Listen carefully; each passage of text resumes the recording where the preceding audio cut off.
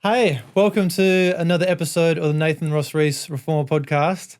Today I'm joined by the amazing, the epic, the absolute weapon, Anesti Mano. He's right now he's on a tour in Australia. We're in Sydney right now. The last time we caught up was about 4 years ago, and funnily enough, that was the first time we ever met, and that was the first international workshop I ever did. In Dubai, right? In Dubai. So thanks for having me, mate. Yeah. So good to meet you finally in Australia. First time for me. Last time was 4 years back, I think, in Dubai. Yep. Wow. So seems like a long journey, right? Oh, yeah. It's been so many things happened in between. It's been crazy. Yeah. One of the reasons I was really excited to get you in today was to kind of learn a bit more about your origin, and then we can kind of follow your progression to what you're doing now, because I feel like any inspiring instructors coming through that kind of see this lifestyle of kind of traveling and training and the freedom and the opportunity, it'd be really good to kind of build a bridge onto like, well, how do you get to that point? Because it seems like such a big gap between the standard life as an instructor, you know, teaching 20, 30, 40 classes a week to all of a sudden running workshops internationally. Both are intense, but in a different way, I would say. And as you mentioned, is a gap between the two. But it depends first of all, what makes happy someone, because someone may be. The life as a teacher full-time is what represents him as a character and is happy with what he has. Someone else doesn't really have this in the mind and wants something different. So, of course, we are going through how you can get from the point A to the point B and what is required, because it's not only about teaching, are so many other things. And I would say mainly character things that you need to work on and to build, and to change many things, the way you think, your mentality, and this is how it all starts, I think. I don't know what you think about it. What character points would you suggest are important? So these things are built first in the classes.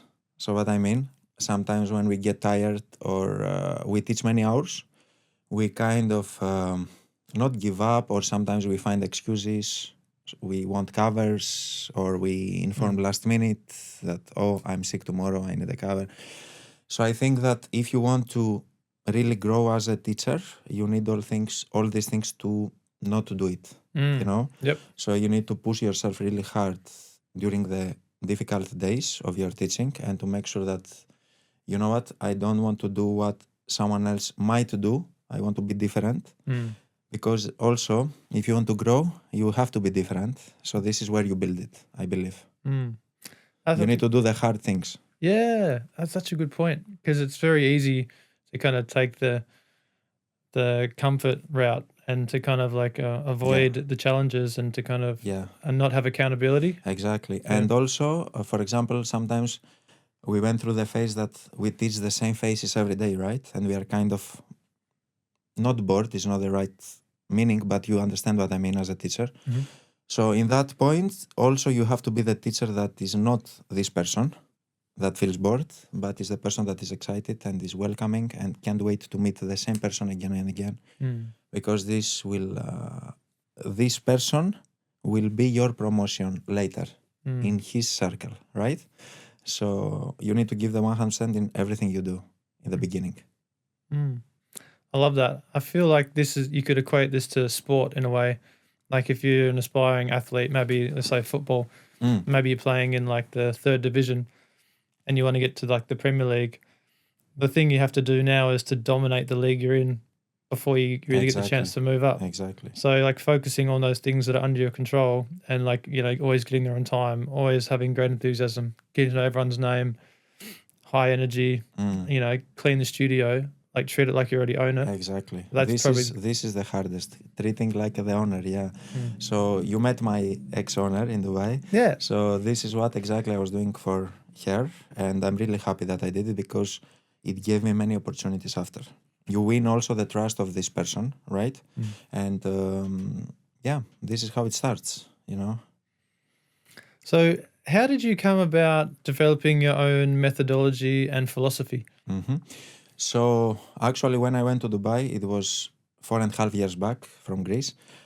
Since the moment I went, I had a lot of free time because, when you are somewhere extremely alone and you don't have friends or family, you have to fill up your time doing something. So what I was doing, I was trying to get in touch and to see what the great teachers, in my opinion, at that point were doing. So I was trying to talk to different names of the industry. One of them was you also. You remember that I texted you back then. So I was trying to get in touch with different people from different countries and to learn more about them. For example, what they are doing, how they started, all these things. And then I got inspired from many different teachers. So I checked what they do, how they teach. I was observing different platforms. And I was trying to improve my teaching. And then, just I sit in one table and said, you know what, you need to do something that express you as a character, right? And me, I had a bodybuilding background, so I was back then competing in men's physique categories. So I had the fitness background, let's say, right? So I knew things about muscular hypertrophy, resistance training, nutrition, the different cycles of the muscular hypertrophy that we go through.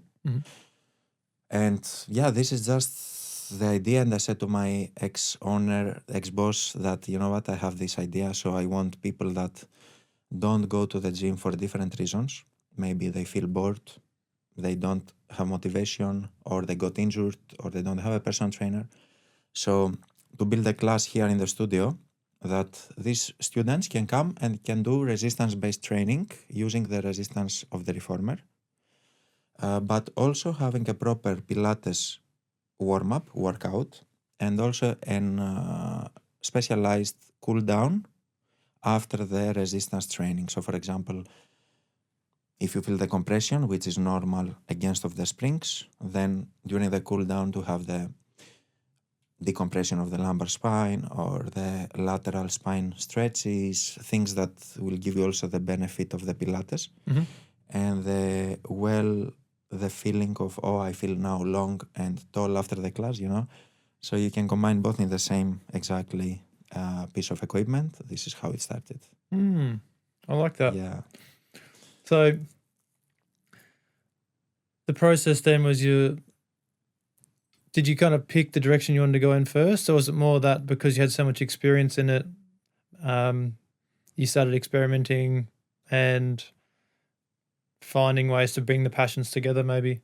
Yeah, I was experimenting a lot because, again, of the free time. So I had a lot of time to sit on the reformer and just explore movement, trying this, trying that. Of course, I had many different inspirations, as I told you. So like instructors like John Garey, Sean Bergara, yourself, many different teachers worldwide that they gave me inspirations. I was trying this exercise, that, and I was seeing what makes me feel good as a character. And awesome. So a lot of experiment. Yeah, a lot of practice. So far, you started off with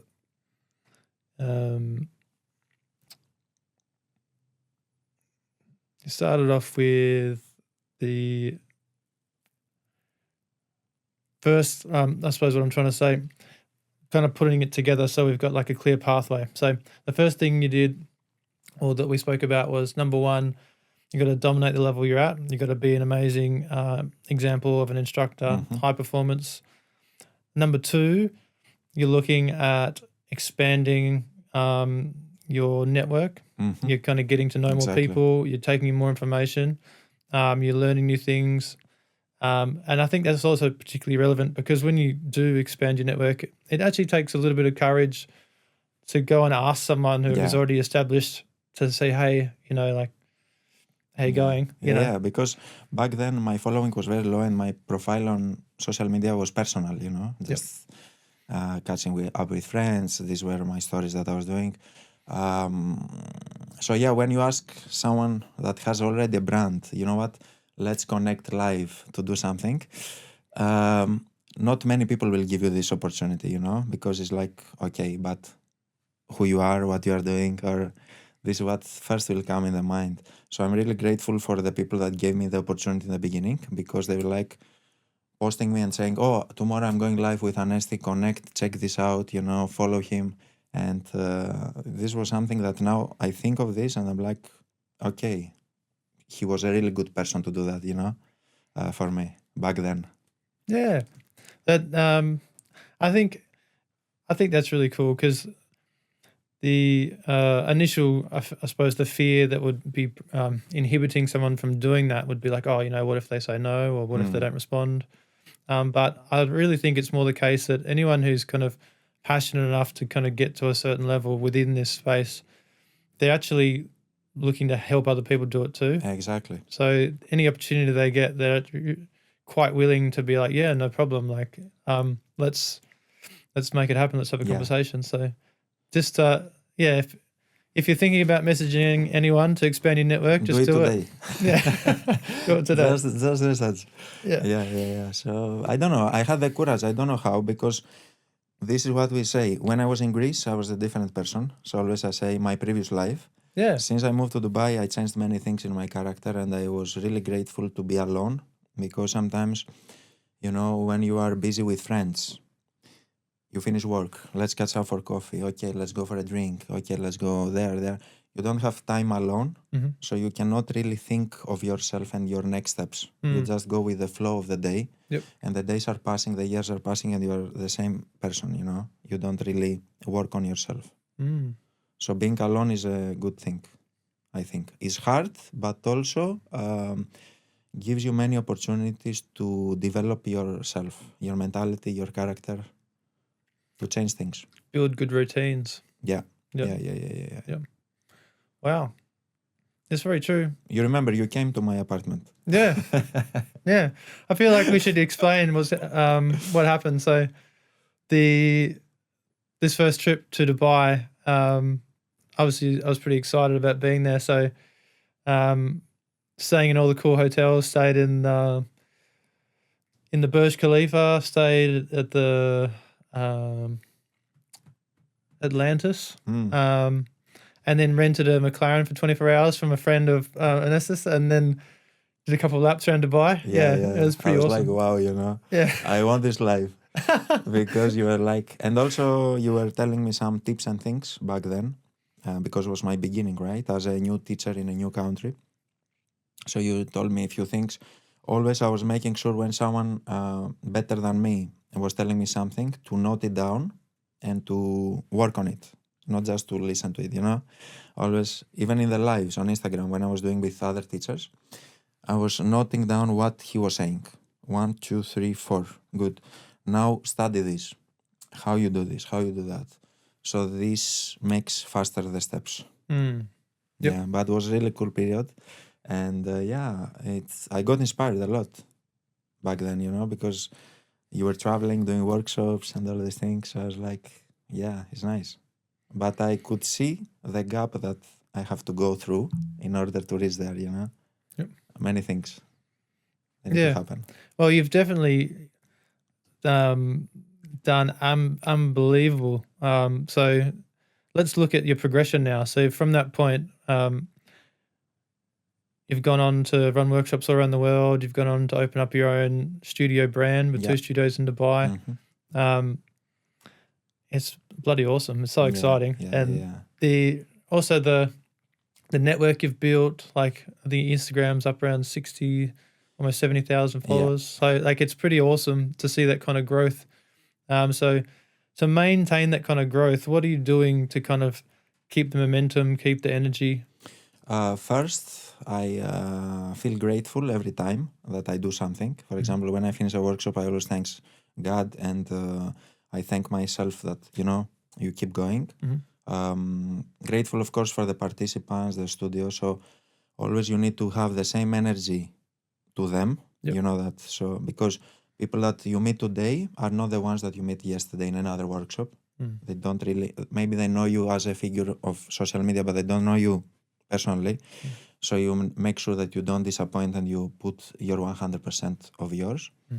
And then, just take day by day, I think, and never relax. You need to keep going. Yeah. No relaxing. Yeah. Not relaxing. Yeah. Yeah. Also, the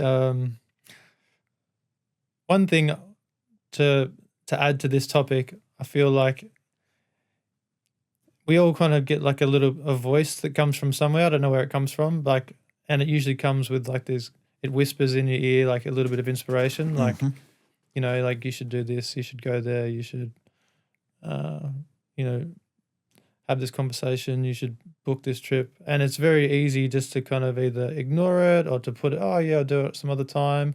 But if you can really like reduce the time delay from hearing it to doing it and start to action it, I feel like that's when life happens so quickly.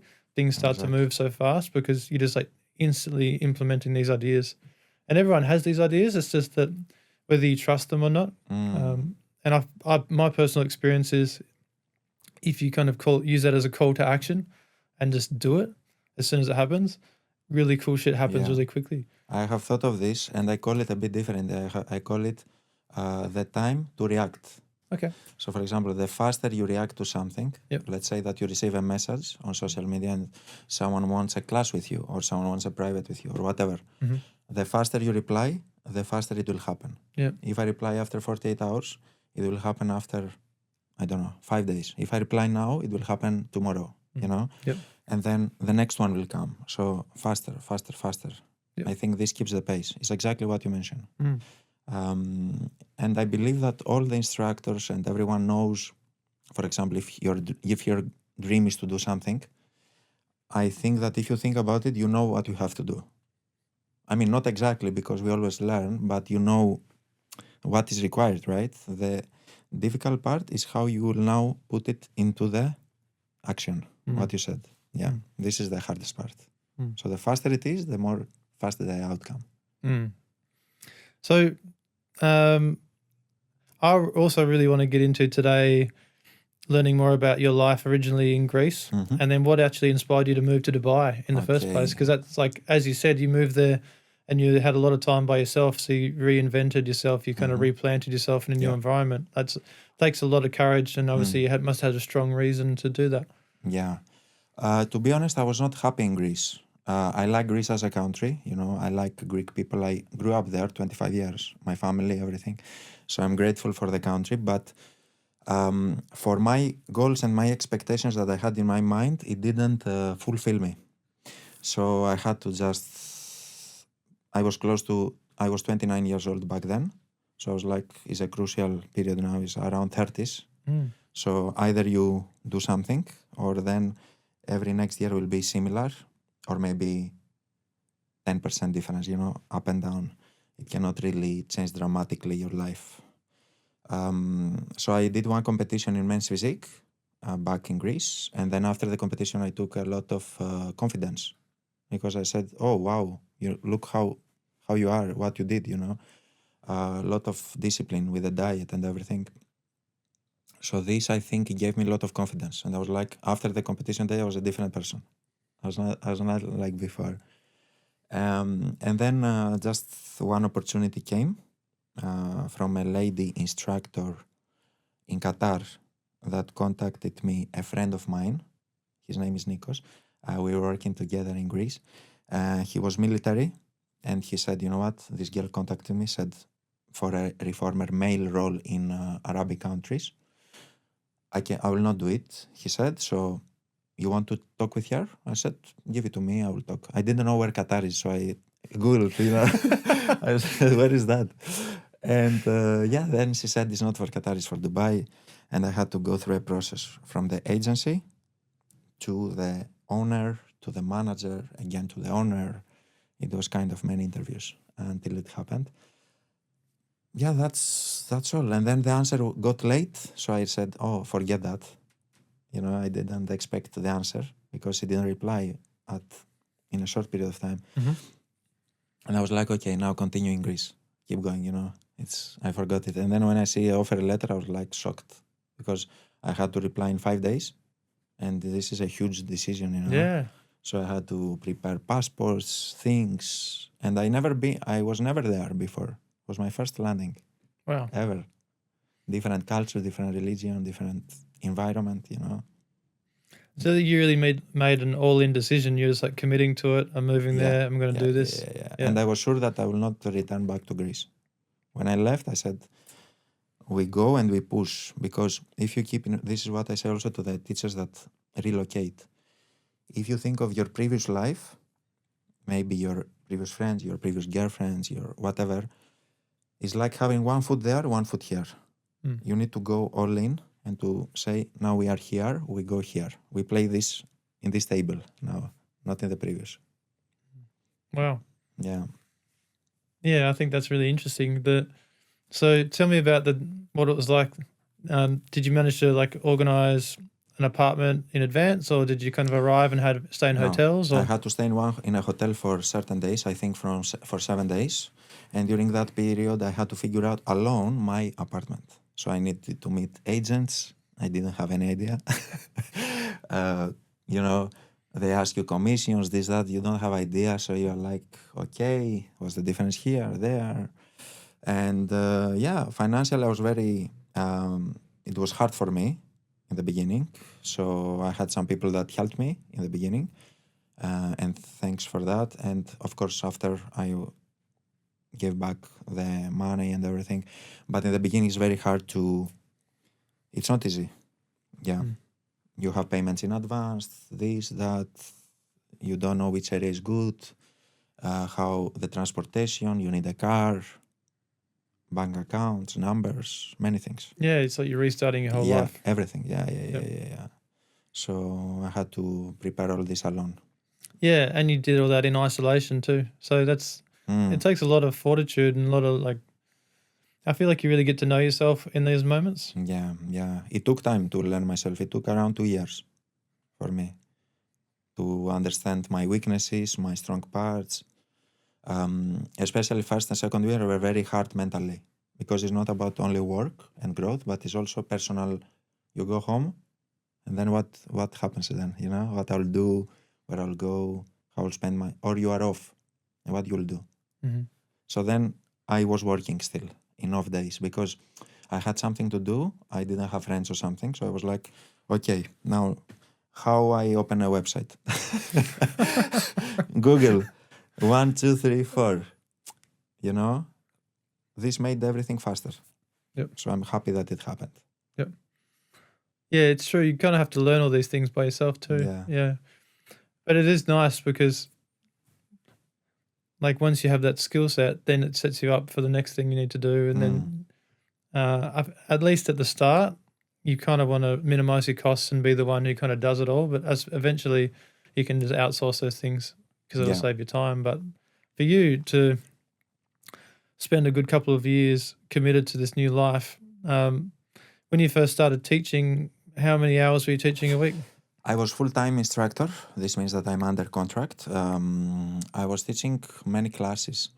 I don't remember exactly the number. Maybe sometimes it went to 100 per month.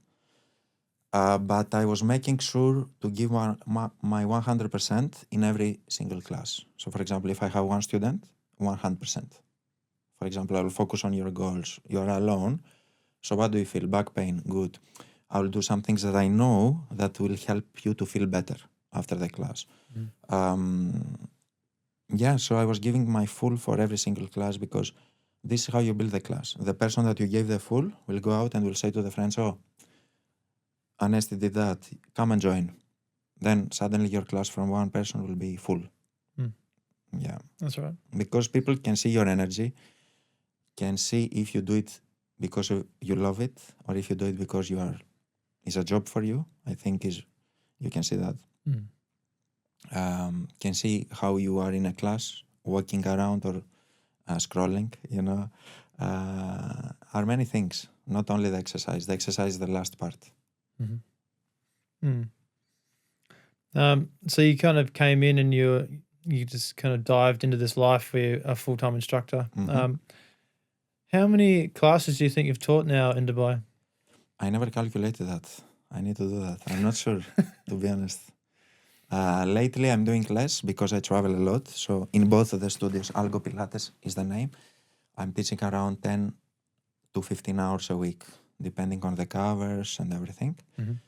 Yeah, but back then I reached a level, to be honest, that I was teaching 10 hours a day, not in the studio. So I was doing, let's say, 5 hours in the studio, 3 hours privates where I have to drive in all around Dubai with a car, plus 2 hours online. Yep. So it was, and plus recording myself or something. So I was working 10, 11 hours non-stop. Yeah. That's crazy. And sometimes 7 to 7. Some periods were like periods of maybe 5 to 6 months, 7 to 7, no rest. Yeah. I mean, you have to go through that. That's what it takes, though, to kind of escalate your career to a higher level, because you have to kind of put all that time in to get better and to make the contacts and to push it forward. Like, yeah. And in those times,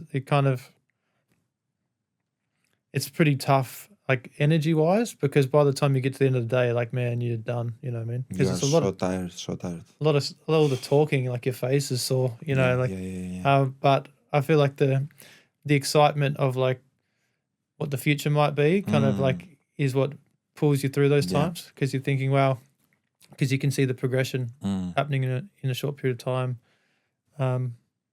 This excitement feeling is, I think, what keeps us brings us to our next level.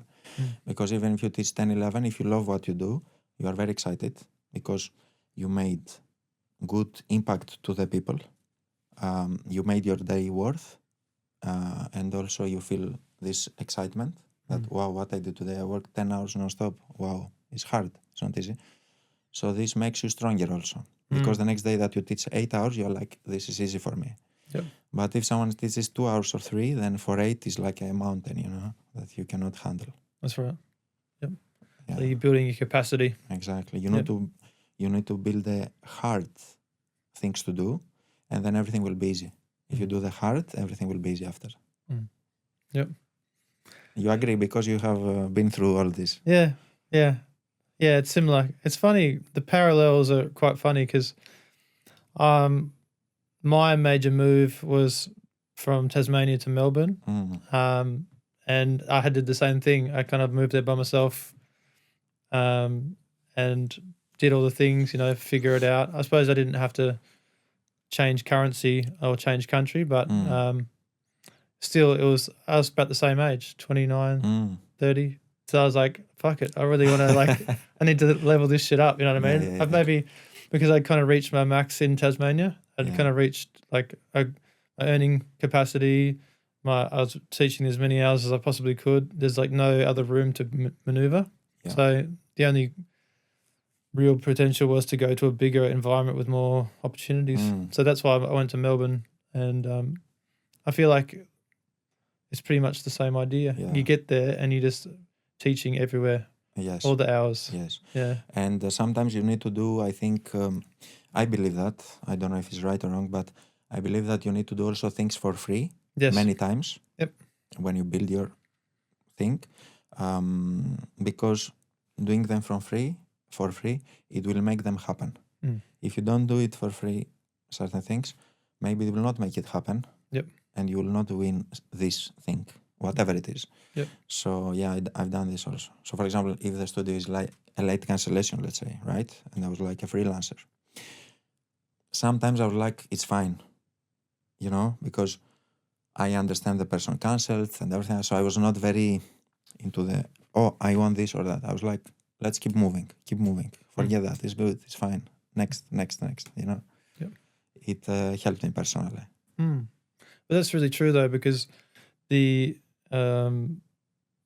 sometimes the best way to access mentorship is to kind of go to different environments and actually help.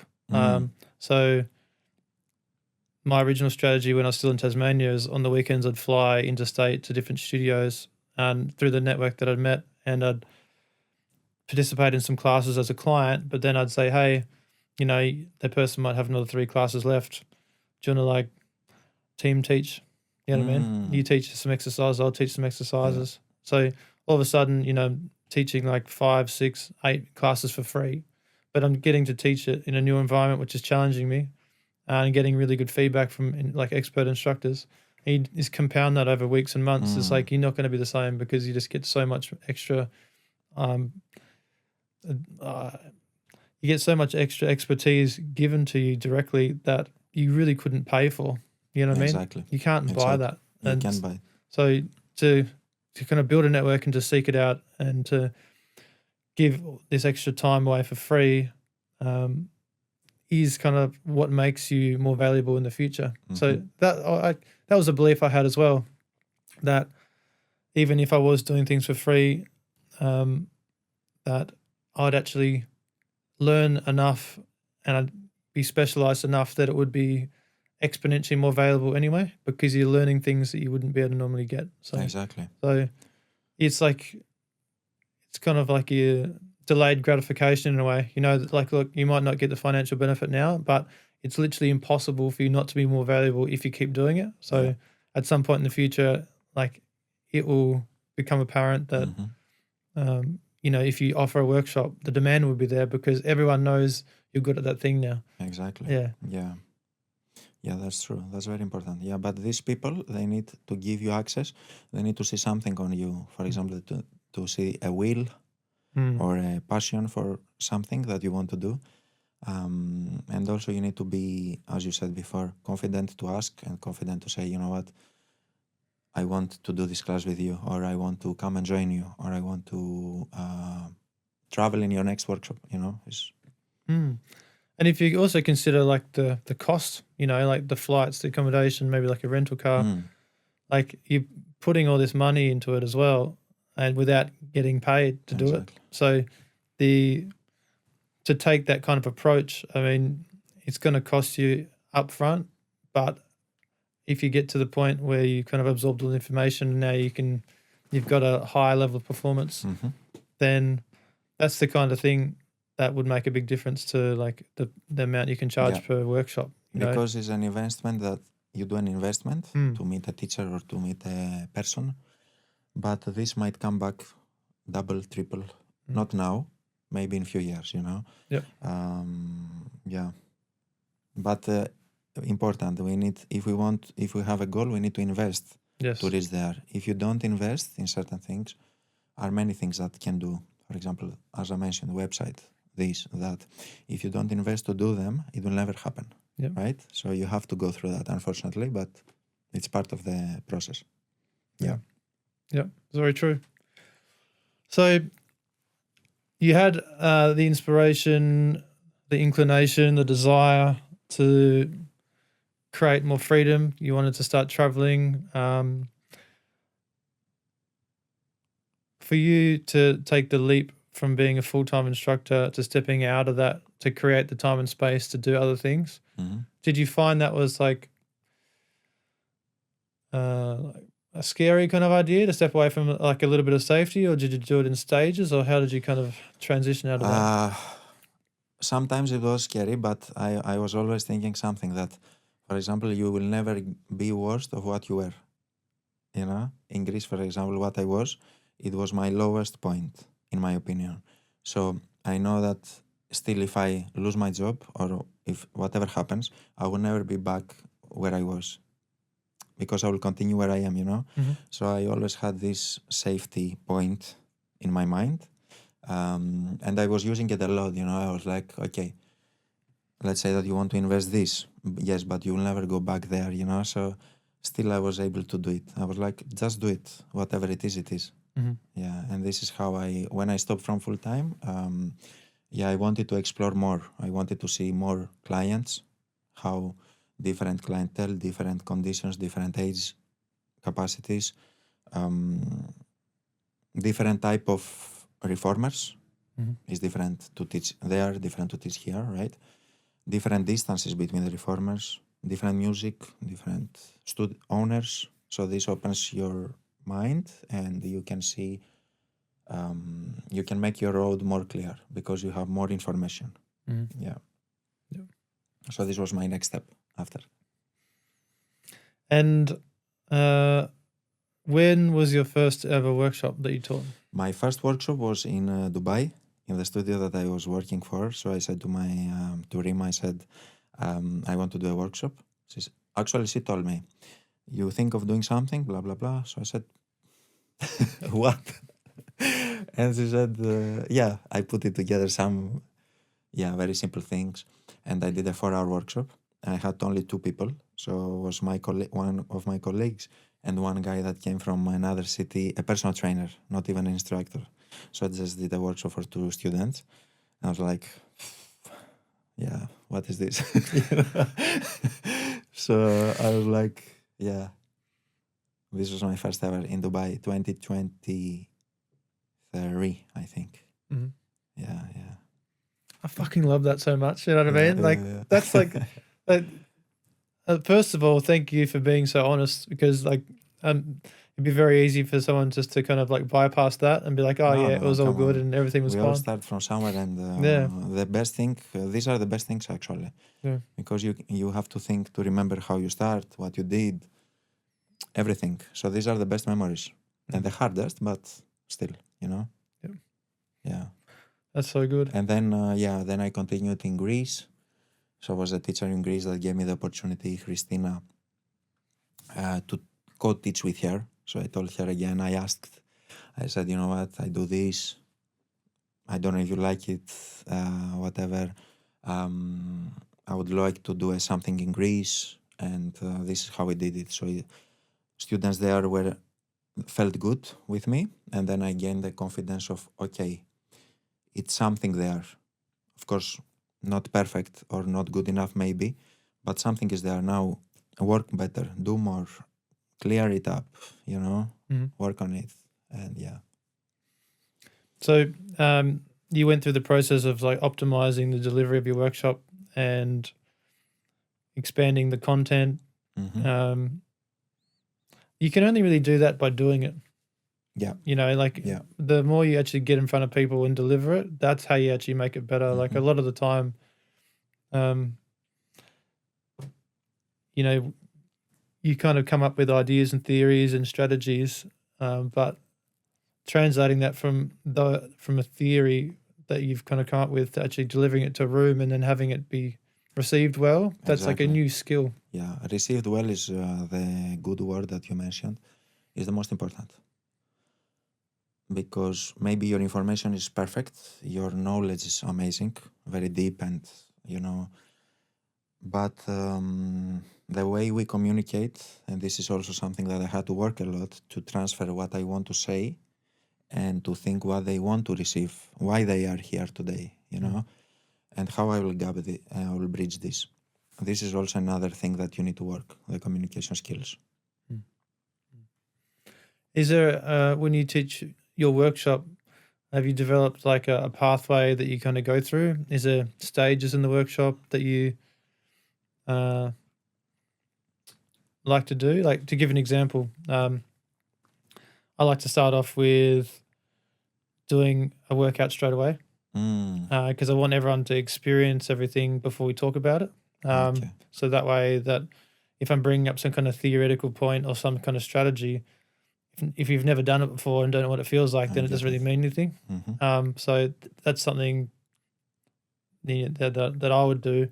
But what have you come up with? What do you do?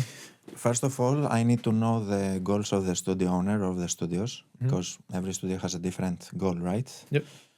If it's my workshop, yes, I will have like a general structure, but always I need to meet the students all, to feel the energy of the room, because it's different from place to place, from country to country, from studio to studio. And then after receiving this first energy, then I am like saying to myself, okay, today you have to start with this, or today don't start like that, do that, because I always want them to feel good and I want them to be happy with the outcome. And I'm trying to kind of understand better what their expectations are and to give that to them, but maybe I'll give them differently, Yep. Yeah. I think it always kind of comes out a little bit different because yes.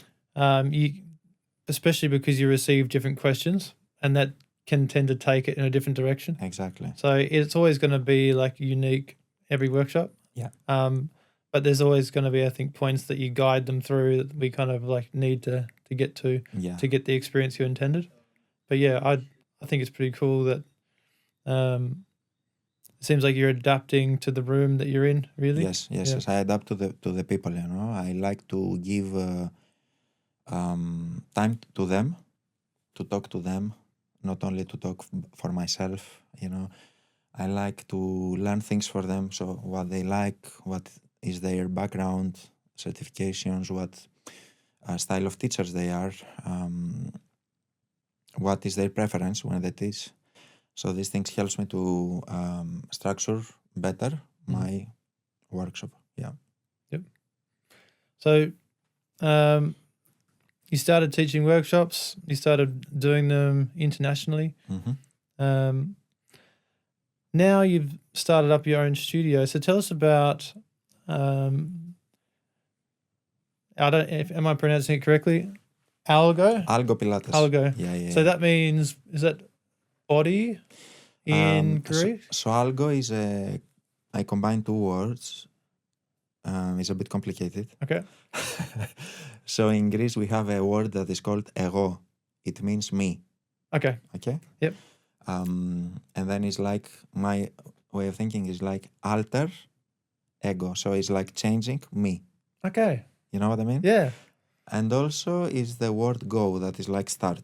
Yep. Which is also, this is how good. the idea of the name came. Okay, good. I think I got mixed up in my mind. I think, is it soma that means body in Soma. Greek? Yeah. Okay. So Are many studios with this word. I think in Australia you have something like that. Yeah. I checked. Yeah. Yeah, there's one in Sydney actually. Yeah. I saw that.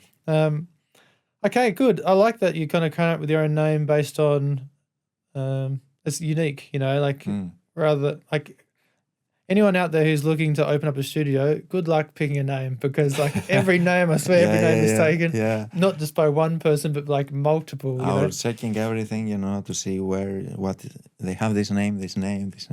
Yeah. And finally, I found that this is clear and everything. So I trademarked it and I took it. Yeah. Yep. Yeah. So the process of like picking the aesthetic and like the layout, the color scheme, did that kind of come naturally to you, or did you get help with that, or what was I took help from people, but I knew what I want. I knew which machines I wanted, which are the best that express me more as a teacher. I knew that I wanted simple, bright, and all these things. Yeah. And talk us through the process of opening the first studio. Yeah, it took long. It took more than 6 months, I think, because you have to go through many things like paperwork and all these things. Then you have to go through the construction part, which sometimes is delayed, or this is not like that, let's do it again. Then you have to go through the organization of the concepts that your classes have, of your website, social media, marketing. So are many things. Plus teachers, to find the teachers, to train them, to work with them, to understand them. Some people relocate for you. So also is another responsibility for you as the owner to make sure that everything you agreed is there, their transition is as smooth as possible, because I went through that, so I know how demanding it is. Are many challenges, but yeah.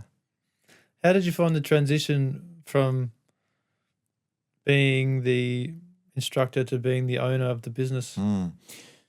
It's not easy, because you are in the same place and you have to think as an owner to the teachers, but at the same time you are a teacher that you will go in a while into practice, So it's a bit mixed and confusing in the beginning. I was confused in the beginning, to be honest.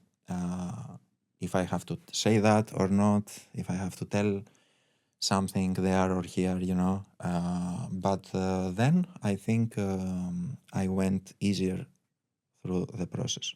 Yeah, because always I was making sure to communicate with my circle and the studio owners, and to make questions, to ask questions, to understand more, to listen to podcasts. So I have listened some of your podcasts too before, and other podcasts. So you are like, okay, let's say that is a podcast with a founder of something that build a chain. Yep. Listen to that. You will win 5 things, you know. Or you listen a podcast with a teacher that he's successful. Okay, let's listen to that. He's successful, so I will win something. Yep. So yeah, this makes it easier for me. Made it easier for me, to be honest. Yeah, still learning. Still, I'm not perfect, of course, but yeah, I'm more in the educational part of the business, more into the delivering the classes, the concepts, the way we teach. How would you say Dubai and the industry, reformer Pilates industry in Dubai has changed in the last 4 or 5 years? It seems to me, at least from social media, that there's a lot of new studios opening up. Even some from Australia have come over. Yeah. When you were there, I'm not sure how many studios they were on. Do you remember? No, I don't think there's that many. Maybe I would say like 20 or something, 25. Now I think in United Arab Emirates are 7 cities. 7 Emirates are more than 100 for sure. In Dubai maybe are like 80, 70 or more. So yeah, it's a big, it's booming like everywhere in the world. Yeah. And what's the client profile like? Is it a lot of like expats from the UK, or is it kind of like you get a whole bunch of people? We have from UK, depending on where your studio is located, because there are certain areas with different nationalities. My clients, my students are mixed, I would say. Yep. From also Arabic countries, Europe, India maybe, Asia, from everywhere. Dubai is you'll find people from all over the world, and this is very something good also, because it also grows your mind and opens your mind further. Yeah. And all your classes are taught in English? Yes, yes, all in English. My teachers are from different cities, Korea, Singapore, Greece, UK, so are from all over the world. How do you go with managing the team performance while you're away on trips quite often? So feedback mainly, sometimes watching classes online or being in touch with them. Yeah, and we are good. We have a clear structure. We know what we want. And before me traveling, I will make sure to do an internal training. So let's say that I travel in June, right? So a few days before that, I will make sure to gather with the team all together and to work for 4 or 5 hours.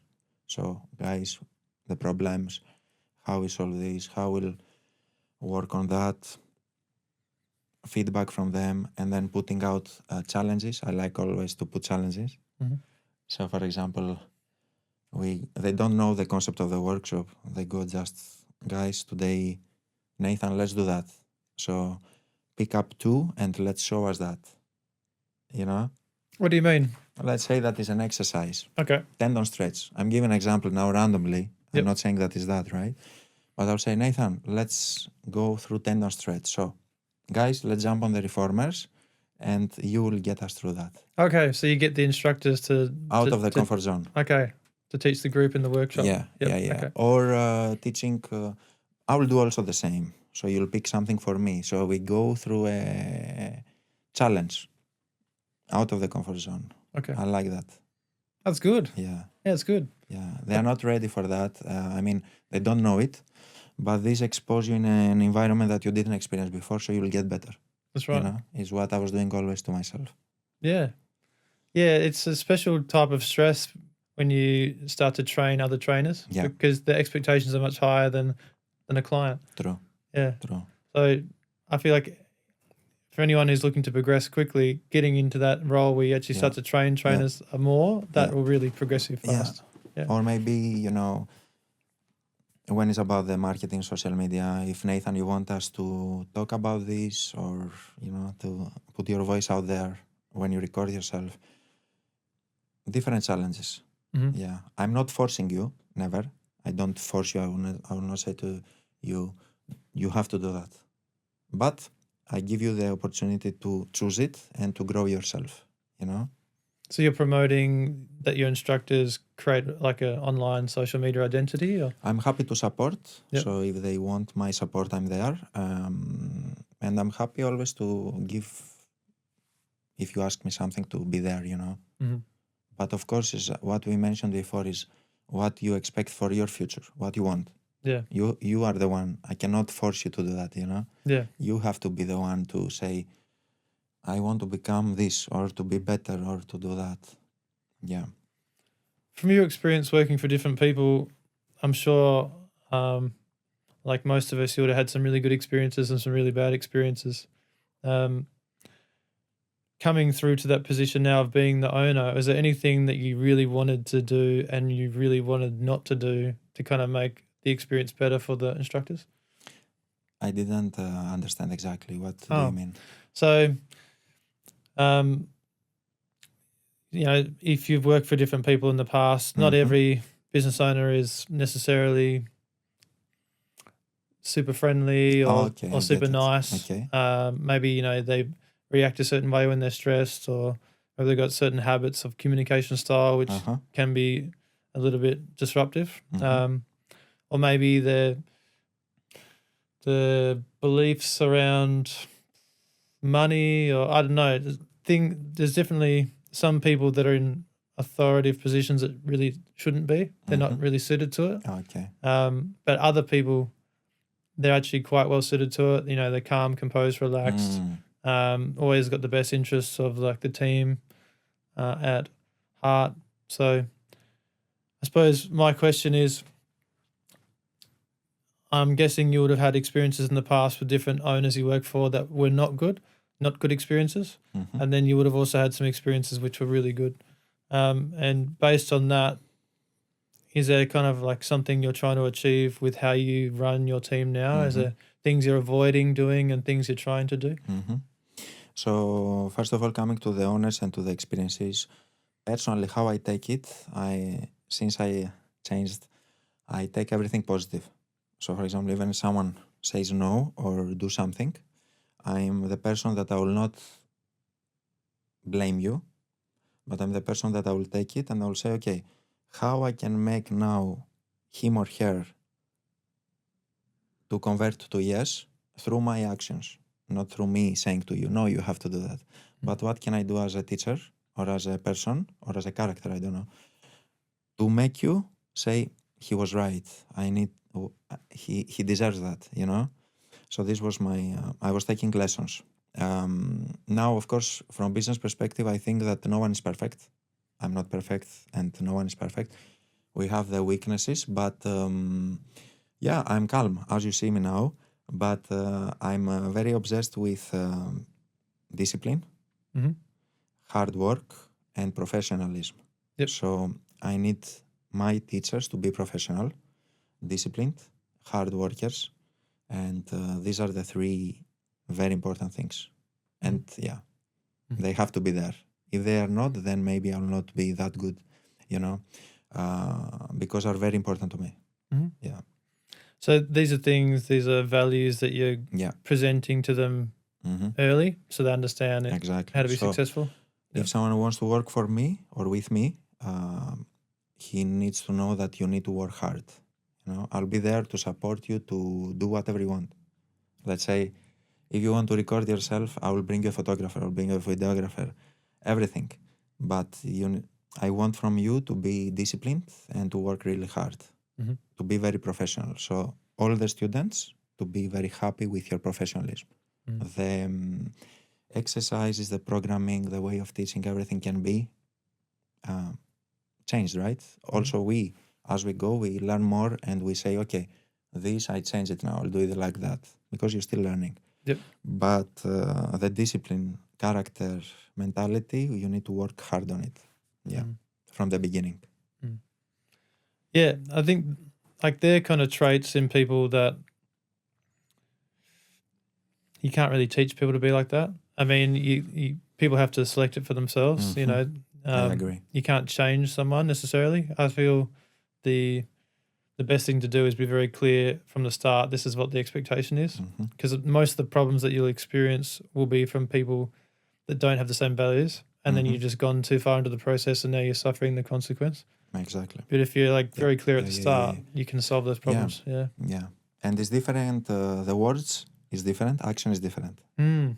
Of course, sometimes, you know, Yep. so is also there. But, you know, yeah, every person needs to find a way what makes you happy. Mhm. Yeah. Because how important is Pilates for me and you, maybe it's not that important for someone else. Yep. Right? Or, yeah. So they know better. I cannot know that. Yeah, when someone comes into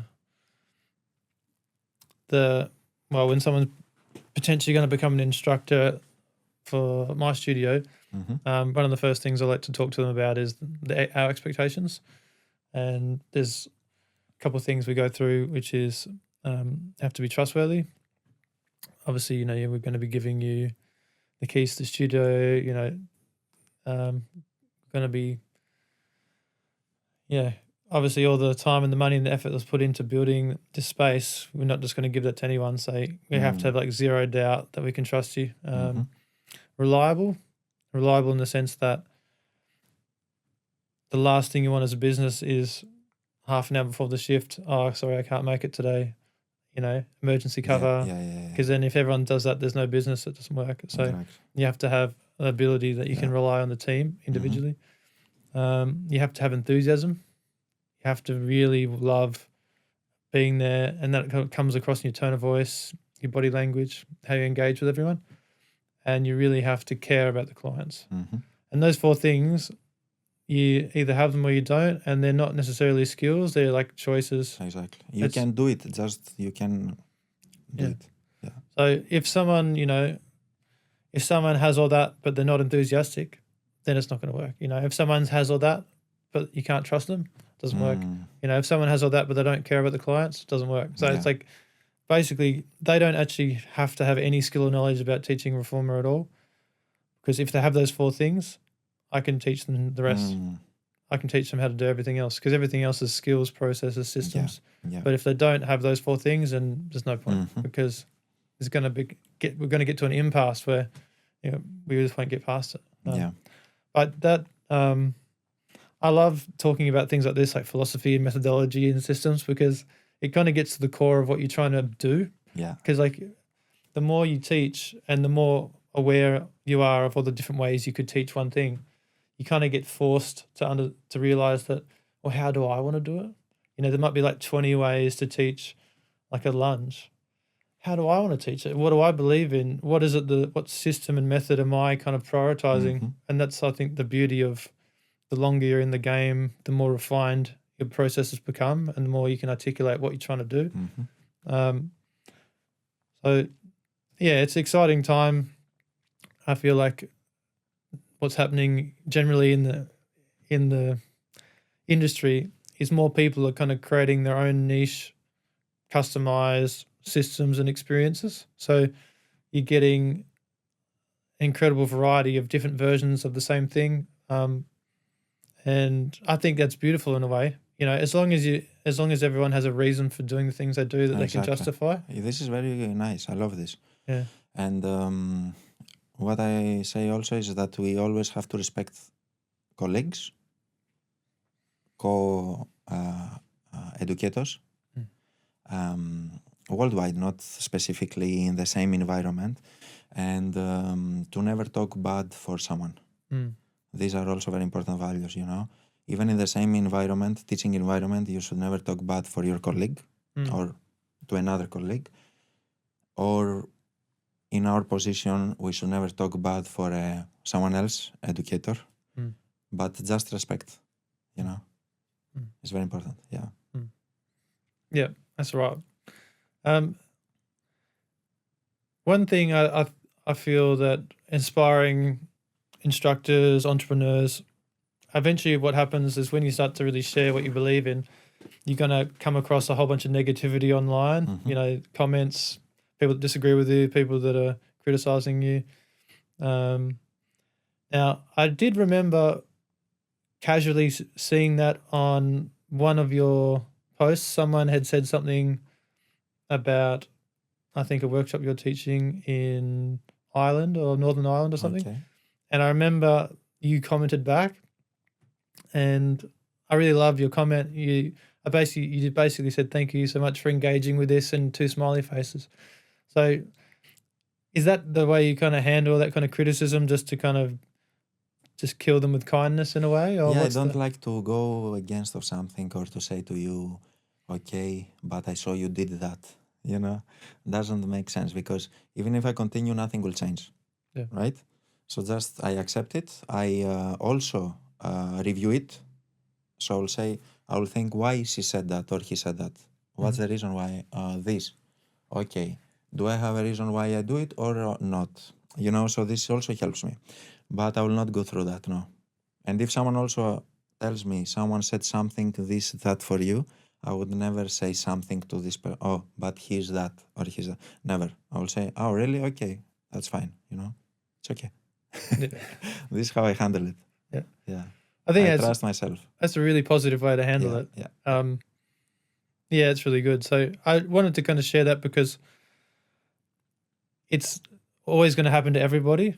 So to have a system to deal with it, it seems like you're quite thoughtful in the process, that you kind of have a bit of a space between any kind of emotional reaction. You kind of like trying to look at it from different perspectives. Yeah.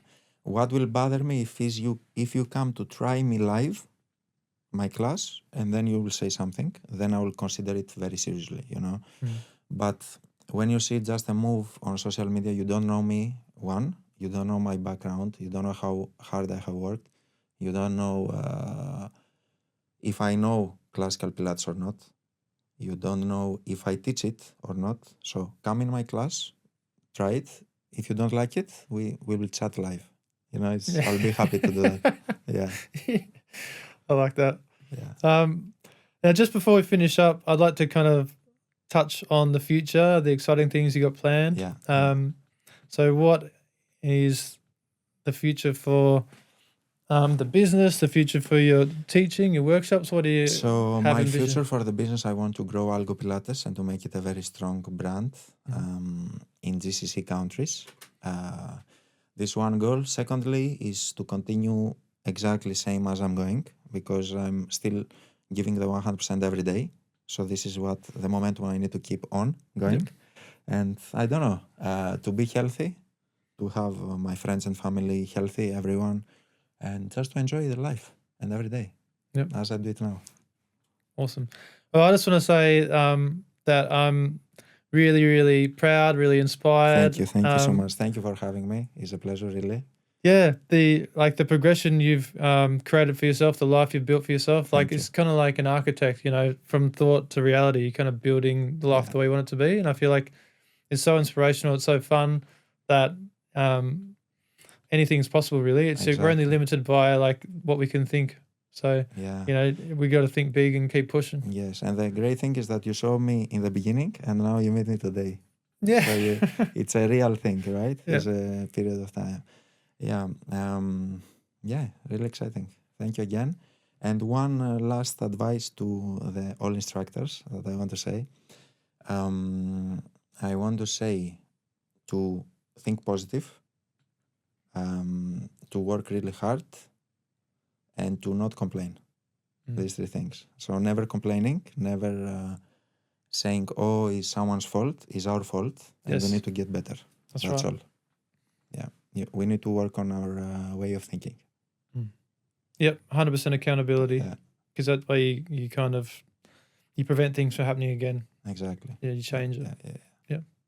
I love it. All right, mate. Thank you, mate. Thank you. Thank you, and wish you good luck in your US trip. Thanks. All the best. Thank you, everyone.